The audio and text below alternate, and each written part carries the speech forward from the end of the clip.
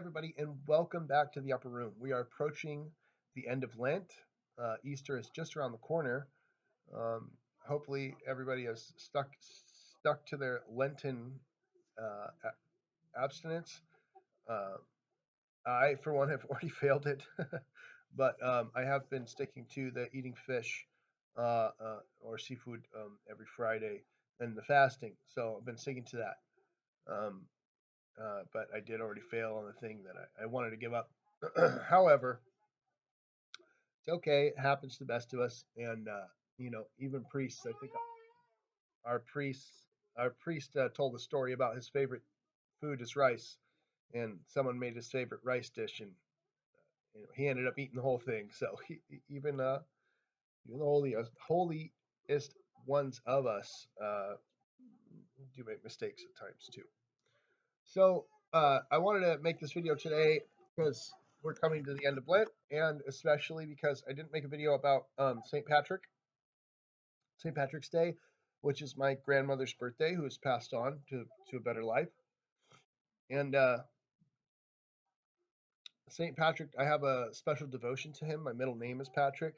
I'm part Irish, and not there's a lot of things that aren't known about St. Patrick.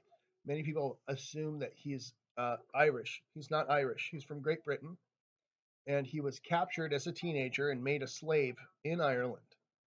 And when he escaped from Ireland as a slave, and made it back to Great Britain, and eventually became a bishop. And he had a dream of a woman's womb and hands coming out of it from Ireland.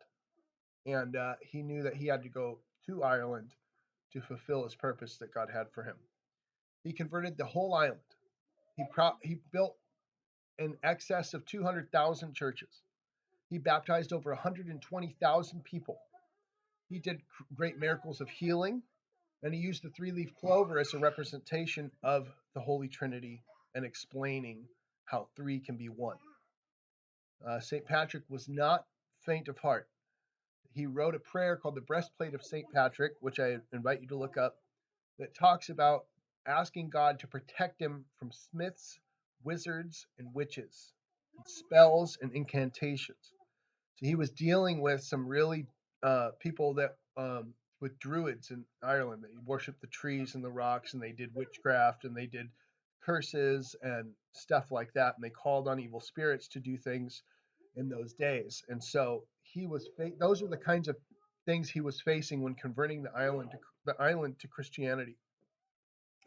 Um, he has a book that was written. It's not a very big book.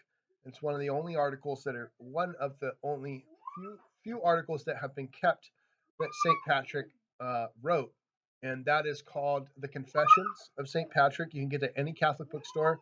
It's a little green book about this thin, and it's a time where he writes about, when he was captive as a slave, as a child, as a teenager, and how they kept trying to offer him food that was offered to idols, and he would refuse to eat it.